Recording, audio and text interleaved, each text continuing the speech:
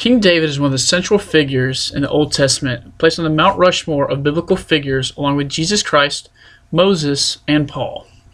King David's story is extensive, beginning with David's rise to fame, continues with David's legacy as the king of Israel, and is highlighted by the book of Psalms.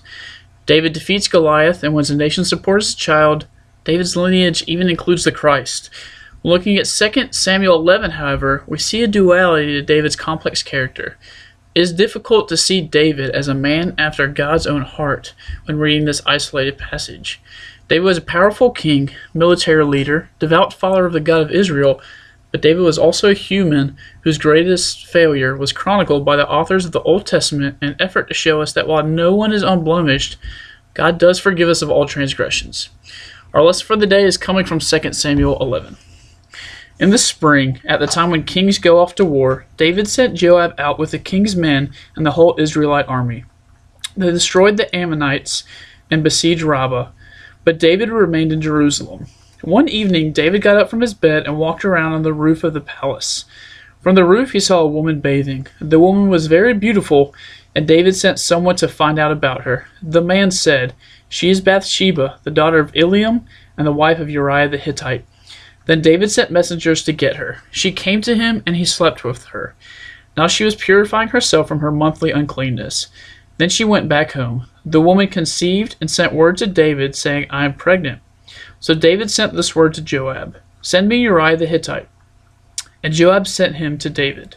When Uriah came to him, David asked him how Joab was, how the soldiers were, and how the war was going. Then David said to Uriah, "Go down to your house and wash your feet." So Uriah left the palace, and a gift from the king was sent after him. But Uriah slept at the entrance to the palace with all his master's servants, and did not go down to the house. David was told, Uriah did not go home. So he asked Uriah, "Haven't you just come from a military campaign? Why didn't you go home?" Uriah said to David, "The ark and Israel and Judah are staying in tents, and my commander Joab and my lord's men are camped in the open country. How could I go to my house to eat and drink and make love to my wife? As surely as you live, I will not do such a thing." Then David said to him, "Stay here one more day, and tomorrow I will send you back." So Uriah remained in Jerusalem that day and the next. At David's invitation, he ate and drank with him, and David made him drunk. But in the evening, Uriah went out to sleep on his mat among his master's servants. He did not go home. In the morning, David wrote a letter to Joab and sent it with Uriah. In it he wrote, "Put Uriah out in front where their fighting is fiercest. Then withdraw from him so he will be struck down and die." So while Joab had the city under siege, he put Uriah at a place where he knew the strongest defenders were. When the men of the city came out and fought against Joab, some of the men in David's army fell. Moreover, Uriah the Hittite died. Joab sent David a full account of the battle. He instructed the messenger, "When you have finished giving the king this account of the battle, the king's anger may flare up, and he may ask you, 'Why did you get so close to the city to fight? Didn't you know they would shoot arrows from the wall? Who killed Abimelech, son of Jerubbesheth? Didn't a woman drop an upper millstone on him from the wall so that he died in Thebez? Why did you get so close to the wall?' If he asks you this, then say to him, 'Moreover, your servant Uriah the Hittite is dead.'" The messenger set out, and when he arrived, he told David everything Joab had sent him to say. The messenger said to David, "The men overpowered us and came out against us in the open, but we drove them back to the entrance of the city gate. Then the archers shot arrows at your servants from the wall, and some of the king's men died. Moreover, your servant Uriah the Hittite is dead."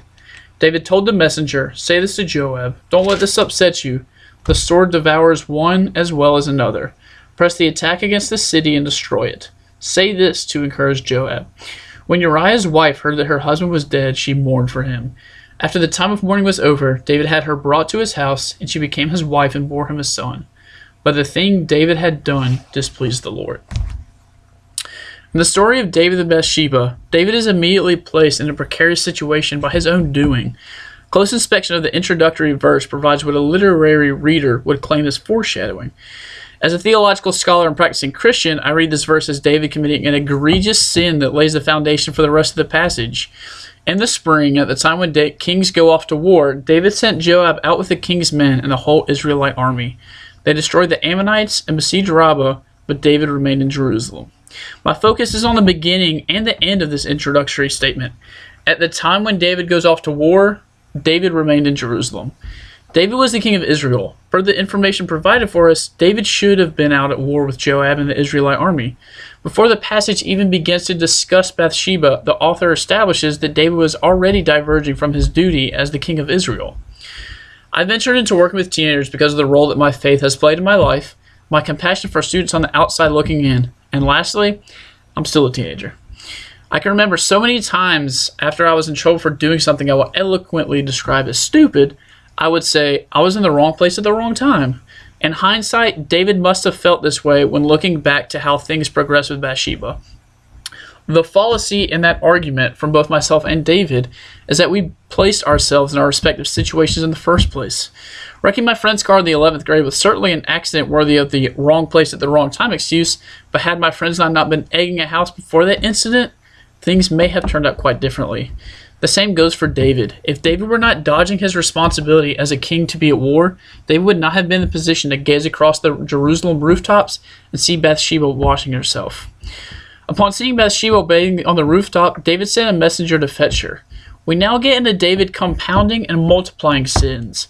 David saw a nude Bathsheba on the rooftop while he should have been at war.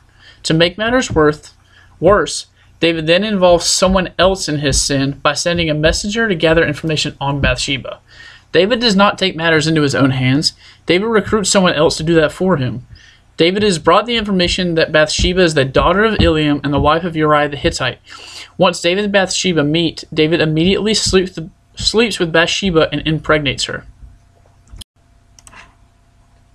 David has now disregarded his responsibility as a king to go to war, involved others in his plot to engage a relationship with Bathsheba, and turned his eyes toward Bathsheba's husband now that David has impregnated her. David's sins are no longer his own. His sins have begun to impact others. David sends a messenger to Joab and requests that Uriah, Bathsheba's husband, be sent home. Joab obliges, and Uriah comes straight to King David when he arrives home.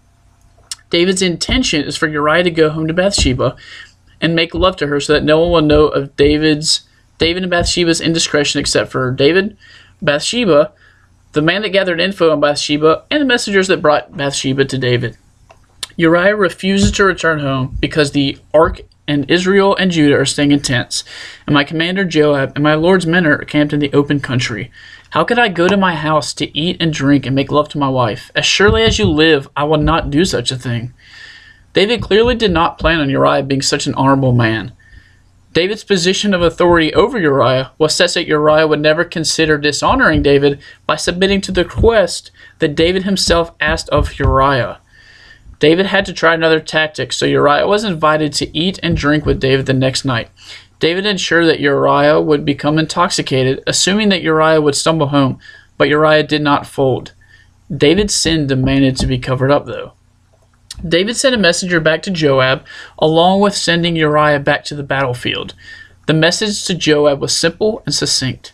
Put Uriah out in front where their fighting is fiercest, then withdraw from him so he will be struck down and die. Now Joab is a partner in David's conspiracy. Additionally, by placing Uriah into the fiercest part of the battle, David ensured that some of the Israelite army would be killed in battle alongside Uriah. David remains at home without stepping onto the battlefield, but requests that one of his loyal servants is murdered along with other Israelites.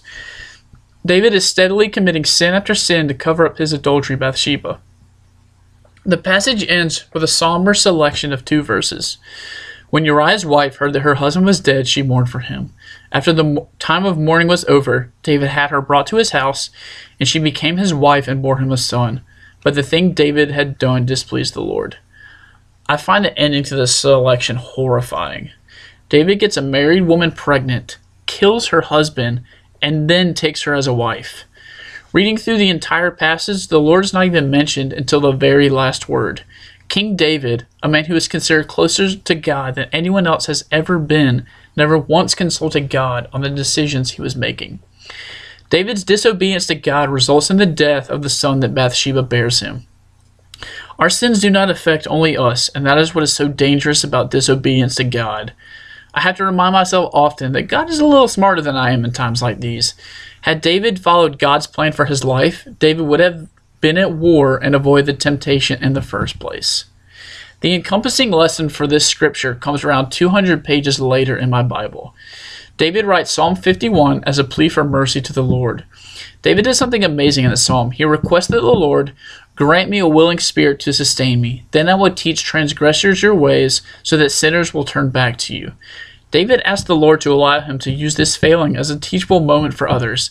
I can see why God felt that David was so close to his heart. David uses his own iniquity to help others with their iniquities, and David writes it in a psalm for the world to see. He confesses his sin to not only the Lord, but to the people of Israel.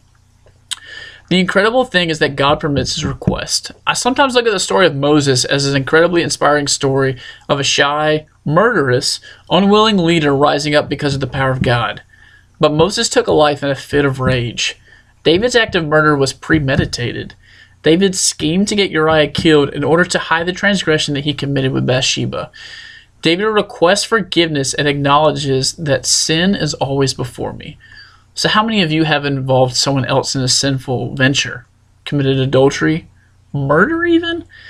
These are extreme cases of disobedience that the Lord forgives David for. He will forgive you too. All you have to do is ask.